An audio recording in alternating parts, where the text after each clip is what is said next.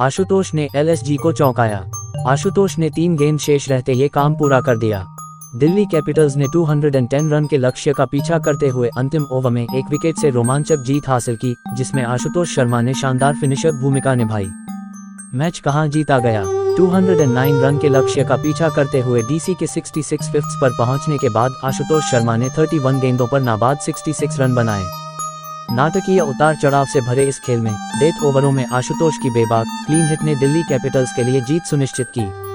उन्होंने आखिरी 5 ओवरों में डीसी को जितने 61 रन चाहिए थे, उनमें से 35 रन बनाए और सिर्फ 1 विकेट शेष रहते उन्हें जीत दिलाई।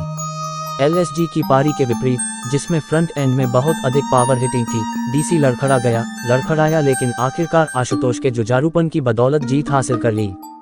Lucknow super giants powerplay Mitchell Marsh ने बढ़त बनाई। चरण स्कोर 64 ओवर 1, आरआर 10.67, फॉज 6-7 क्वार्टर्स।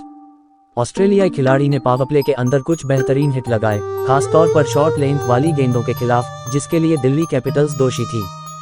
शुरुआती हमला दिल्ली कैपिटल्स के स्ट्राइक फोर्स और उनके ऑस्ट्रेलियाई साथी मिशेल स्टॉक के खिलाफ हुआ, जिन्हें उन्होंने पहले ओवर में छक्का जड़ दिया।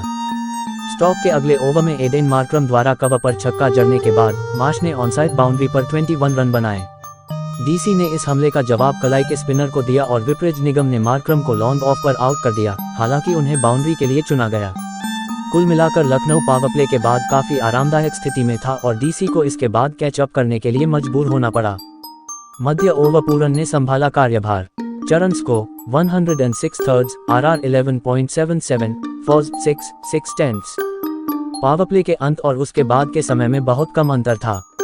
वास्तव में एलएसजी ने मार्श और निकोलस पूरन दोनों के साथ मिलकर एक बड़ा आक्रामक खेल दिखाया। पूर्व ने 21 गेंदों में एक अच्छी खासी अर्धशतकीय पारी खेली, जबकि पूरन ने निगम को आउट करके 3 छक्के लगाकर अपनी क्षमता का परिचय दिया, जबकि एक बार उनका कैच छूटा भी था।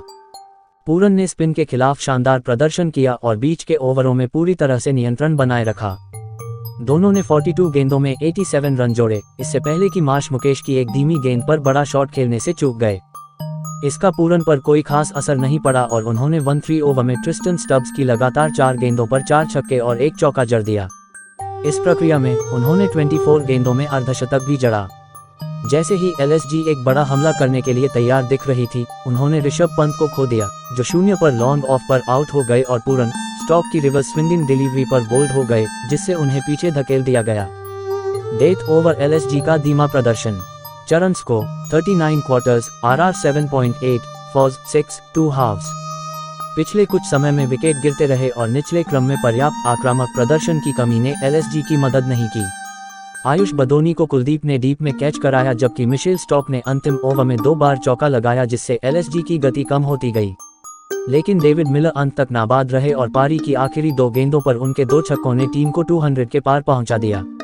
एक समय तो वे 250 के करीब पहुंचने की कगार पर थे, इसलिए अंतिम ओवरों में दिल्ली कैपिटल्स ने जीत दर्ज की, भले ही कुल स्कोर काफी कम था। दिल्ली कैपिटल्स पावरप्ले दिल्ली लड़खड़ाती रही। चरण score 58 quarters, RR 9.6, 4/6, 7 halves. Shardul Thakur ने पहले ओवर में 2 विकेट लेकर एलएसजी को शानदार शुरुआत दिलाई। सबसे पहले जैक फ्रेजर मैकगर्क को धीमी गेंद पर आउट किया गया, जबकि अभिषेक पोरेल ने भी बड़ा शॉट लगाने में चूक की। एलएसजी के प्रभावशाली खिलाड़ी एम सिद्धार्थ ने फिर समीर रिजवी को कैच आउट कराया, जिससे डीसी की स्थिति खराब हो गई। लेकिन कप्तान अक्षर पटेल ने अनुभवी फाफ डू प्लेसिस के साथ मिलकर मैच को संभाला। सिद्धार्थ को उनके अगले ओवर में 15 रन पर और शार्दुल को 13 रन पर आउट कर दिया गया, जिससे टीम की स्थिति फिर से पटरी पर आ गई। लेकिन जैसे ही वे लय में आए, पटेल ने दिग्वेश राठी की गेंद को स्क्वायर लेग पर सीधे हाथों में थमा दिया। मध्य ओवर वापस पटरी पर।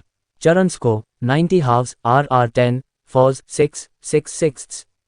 डीसी ने बीच के ओवरों में शानदार प्रदर्शन किया, जिसमें ट्रिस्टन स्टब्स, आशुतोष शर्मा और विपरीत निगम ने एलएसजी के कमजोर होते गेंदबाजी संसाधनों को पसंद किया।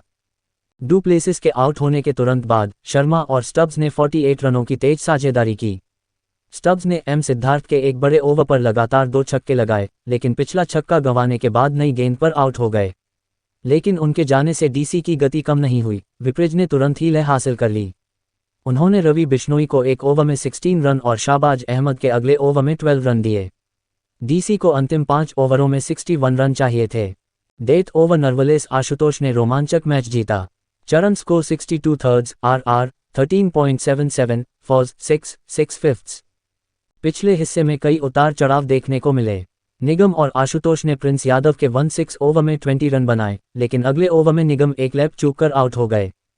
एलएसजी ने लगातार विकेट चटकाए, जिसमें बिश्नोई ने मिशेल स्टॉक को आउट किया, जबकि कुलदीप यादव रन आउट हो गए। लेकिन इन सब के बीच आशुतोष स्ट्राइक पर आने पर लगातार रन बनाने में सफल रहे। स्टॉक के आउट होने के तुरंत बाद उन्होंने बिश्नोई को 3 चौके लगाए और इसी तरह कुलदीप के आउट होने के बाद प्रिंस यादव को भी आउट किया। अंतिम ओवर में जब सिर्फ 6 रन की जरूरत थी, मोहित शर्मा के पास मौका था, लेकिन वह ओवरबैलेंस हो गए और शाबाज की तरह गेंद उनके पैड पर लग गई। डिफ्लेक्शन ने गेंद को पंत के पास पहुंचा दिया, जो स्टंपिंग से चूक गए और मोहित की अच्छी किस्मत रही कि रिव्यू पर भी वह LBW नहीं हुए। उन्होंने अगली गेंद पर शांति से 1 रन लिया, जिससे आशुतोष स्ट्राइक पर आ गए, जिन्होंने बेपरवाही से अपना 5वां छक्का जड़कर मैच अपने नाम कर लिया। संक्षिप्त score: Lucknow super Giants 209 8, Nicolas Pooran 75, Mitchell Marsh 72, Mitchell Starc 3-42, Delhi Capitals 211 9, Ashutosh Sharma 66 *, Shardul Thakur 219 से 1 विकेट से हार गए।